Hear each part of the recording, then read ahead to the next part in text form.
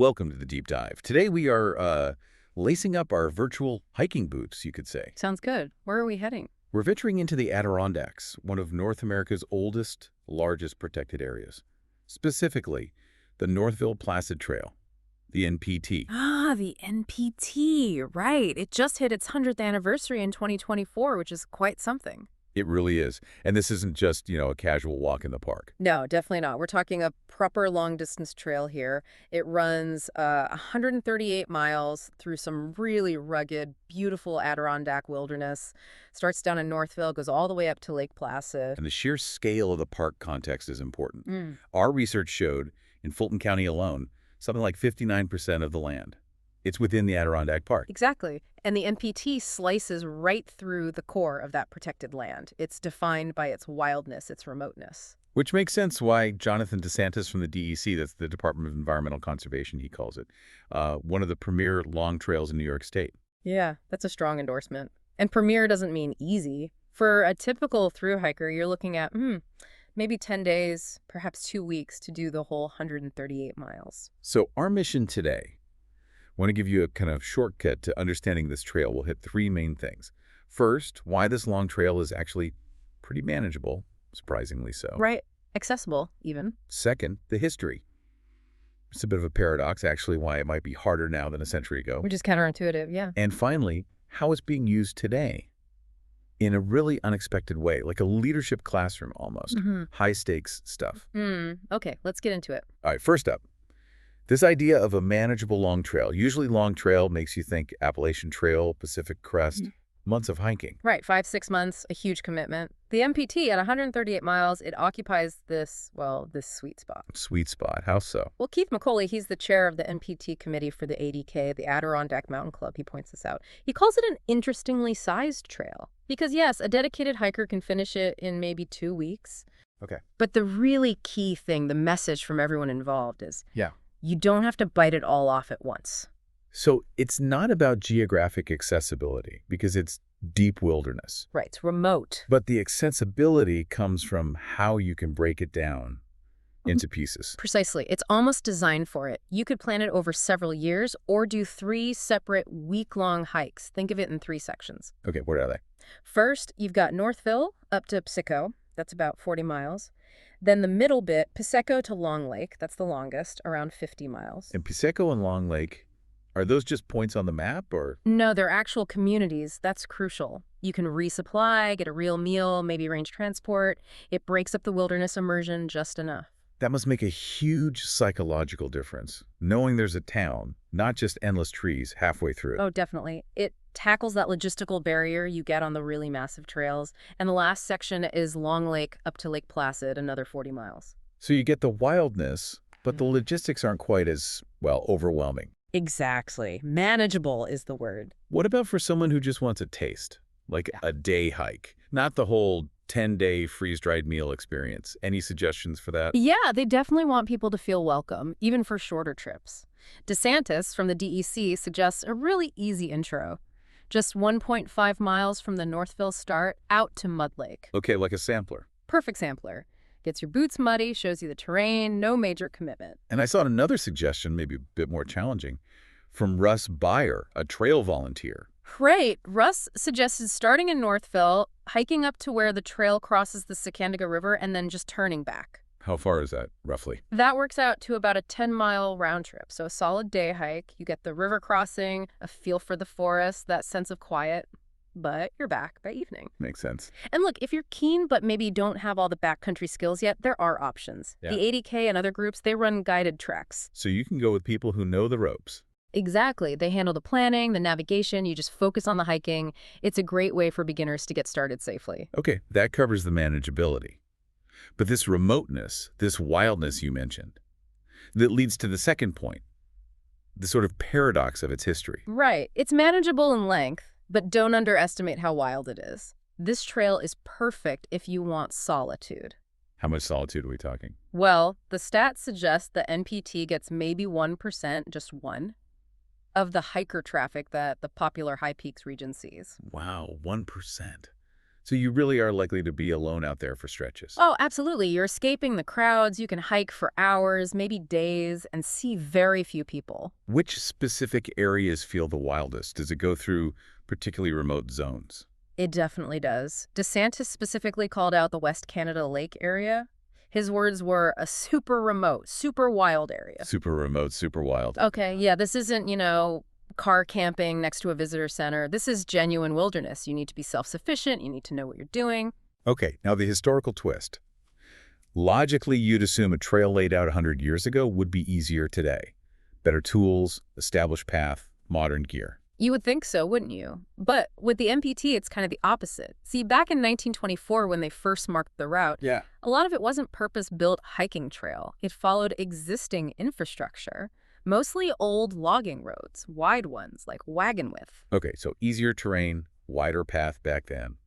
What happened to those roads over the last century? This is where the Adirondack Park's unique protection kicks in. The forever wild clause in the state constitution. Unlike private land that might get logged again or kept open for trucks, Right. here, once the logging stopped and people pulled back, nature just reclaimed it. Nobody maintained those roads for vehicles.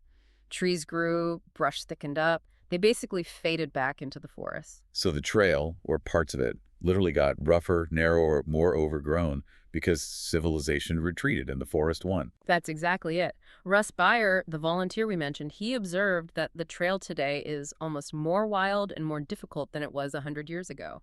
That's fascinating. It's like it aged in reverse in terms of ruggedness. It really did. It offers a truer, maybe deeper wilderness experience now than it did when it was brand new and following those easier roads. And speaking of Beyer, he really leaned into that history for the centenary, didn't he? He did a hike using only 1924-era gear. He did 40 miles of it. Think canvas pack, leather boots, wool clothing, maybe a simple tarp, gear made of wood and hemp. Wow, no Gore-Tex, no lightweight aluminum. Nope. And cooking over a little twig fire, finding his own fuel. Imagine carrying that heavier, less weatherproof gear compared to today's ultralight stuff. It just drives home how much tougher it must have been, even on those old roads. It really highlights the commitment needed back then and the respect the trail commands now, which brings us neatly to stewardship. This trail isn't just being left alone, it's being actively managed and improved. Absolutely. The DEC, the 80K volunteers, they're putting in a lot of work. A big focus right now is actually rerouting sections off those remaining old road beds, the road walks. Wait, if the roads are sometimes easier walking, why move the trail off them? Well, easier isn't always better for the wilderness experience or for the environment. Road walks tend to be wide, straight, maybe a bit monotonous, and sometimes prone to erosion or muddiness. They don't feel very wild. Okay, I see. So they're building new sections of actual footpath, purpose-built trail that winds through the forest, follows the contours of the land, maybe takes you past a nice view or beside a stream. It enhances that feeling of being immersed in nature. And it's more sustainable long term. Exactly. Better for the land, better for the hiker experience. There was a recent big project near Northville, actually, 16 miles rerouted, specifically to showcase things like waterfalls and lake shores that the old road just bypassed. So they're not just maintaining, they're actively curating the experience. They really are, and it's a huge community effort. Volunteers adopt sections to keep them clear. Groups like Lean-To Rescue work with the DEC and 80K, repairing those essential lean-to shelters along the way. Those lean-tos are pretty iconic Adirondack structures. Oh yeah, crucial for overnight hikers. The commitment from officials and volunteers is clear. They intend to keep the trail open, usable, and keep improving it. That dedication is impressive. And it leads us to maybe the most surprising part of our research, how this remote trail is being used for something totally different. A leadership classroom. Yeah, this is really interesting and maybe something you can apply elsewhere. For about 10 years now, Keith McCauley, the 80K guy, he's been leading a leadership program, specifically for women scientists from NYU, New York University, and he runs it right on the NPT. Okay, that's quite a specific combination. Scientists, leadership, and deep Adirondack wilderness. Why there? What's the connection? Think about it. You take people who are brilliant in controlled settings, labs, research papers, academic debates, and you drop them into the least controlled environment imaginable in New York. Miles from anywhere, dealing with weather, navigation. Exactly. The backcountry becomes this intense crucible for developing soft skills, things you just can't teach in a lecture. The program isn't really about hiking fast, it's about forcing collaboration under real pressure. How does that work in practice? Well, imagine you're 50 miles out, it's raining, your tent zipper breaks, or someone misreads the map, or you're running low on stove fuel. These aren't theoretical problems. They demand immediate teamwork, clear communication, confident decision-making. Right. The normal hierarchies or ways of operating back in the lab or office, they probably just melt away out there. They have to. Everyone becomes equally reliant on the team for basic safety and comfort. Macaulay really emphasizes this, he says out there. You have to get along with people and productively resolve issues. There's no HR department, no walking away from a conflict when you need that person to help set up the shelter tonight. I can see that. Sharing a tiny lean-to after a long, wet day probably requires more negotiation skill than any budget meeting. You got it. It turns the physical challenge, which is significant, into a powerful mental and interpersonal one. And the sources suggest that the confidence boost you get from, say, successfully navigating a tricky river crossing as a team or figuring out a shelter problem together, Yeah. that directly translates back to their professional lives. They feel more self-assured tackling a huge research problem or leading a complex project back at NYU. So the self-reliance needed for wilderness travel paradoxically teaches deep reliance on teamwork. Precisely. You learn that your own competence grows when you trust and effectively work with others, especially under genuine pressure. It's problem-solving made very, very real. Okay, let's try to wrap this up. We've journeyed through the Northville-Placid Trail's story, celebrating its first 100 years. It's clearly a premier long trail, 138 miles of deep New York wilderness.